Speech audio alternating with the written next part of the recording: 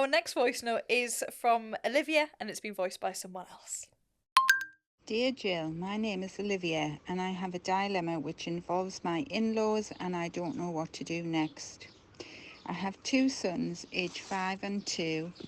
I understand that siblings need time and space alone as well as together. However, my in-laws seem to organise trips and visits which only involve my oldest son. Last time, the little one was really upset as they were leaving with his brother. They've now bought all the equipment for a camping trip and have told my eldest that he's going without his brother on the first trip, telling me that it's because the youngest is still in a cot.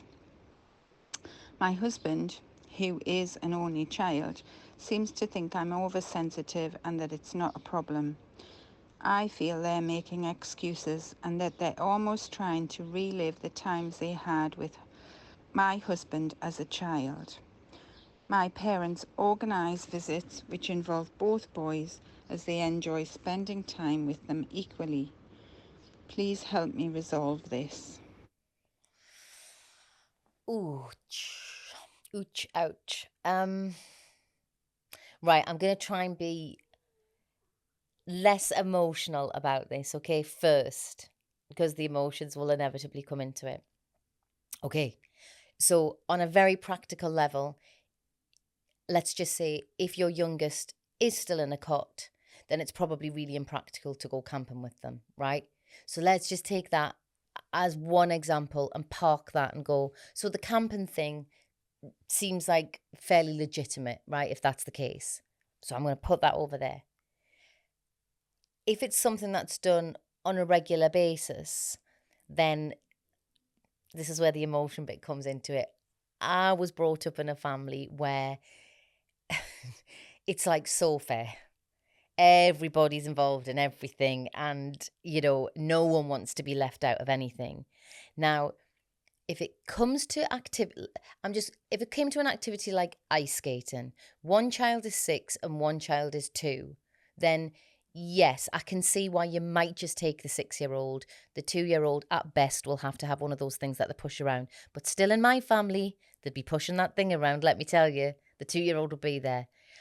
But I can see why some people will go, well, they're not going to get a lot out of it, right? So there is a sort of sensible thread to it. But just the idea of your youngest being left out more and being upset about it or being aware enough to realise that he's being left out, that kind of breaks my heart. That's where the emotions come in and I'm like, oh no, I don't understand this. And then you sort of seemingly coming up against a brick wall with your husband where you're pointing it out and he's thinking you're being oversensitive. I just think that might need to be addressed again. And you might need to say, look, I think it seems, that it is happening on a regular basis. And I don't think I am being overly sensitive. And he might be able to come back and he might be able to calm you down and say, listen, out of the last 7 times that they've seen my parents, both kids have been there 4 of the time, so over half. And you might go, oh, actually, yeah, I am being a little bit sort of emotional here and I am just overreacting when the smallest one isn't invited. But, sit down and think of the facts first, like really maybe write it down and be like, right, okay, the last 10 times or so they've been there. What have they done and who's been there? Just so you have the facts right in your head first. Because I know for me, when I get a feeling that's quite emotional and I feel very strongly about it, I do tend to get a bit clouded. So do that first and then just, I would say, go back to your husband and just say, look, I just, this is bothering me and it just feels slightly unfair. And just see what he says, because it's hard for me to imagine that because it's just not how my family was brought up and how we've kind of brought up the kind of new kids in the family as well. Like, what was your experience? I was an only child, So there was none of that anyway. so I didn't have any What about sharing. cousins and stuff? And No, I was always the favourite. Come on. So what do you? Okay, so if I you was put, I should say I was the youngest one. you were the So, youngest, yeah. I've got to be favoured. And what about if you put yourself in her position? What you thinking? I get it what you're saying about there's a 2-year-old there and the practicality of it, maybe not. But I mean, if it was to carry on when they got older, then you have to say no. You gotta like say, is there something happening here? Because some people have this idea, don't they, that you hear it's like it's become a bit more sort of fashionable now with parents, hasn't it? I take my children out separately and we have separate dates. Don't have a problem with that at all. I hear grandparents say it. I take the grandparents out. They're like different things because some kids are polar opposite. Yeah. They do not like doing the same thing. Get that as well. But I think you have to like balance the books, don't you? You have to make it fair.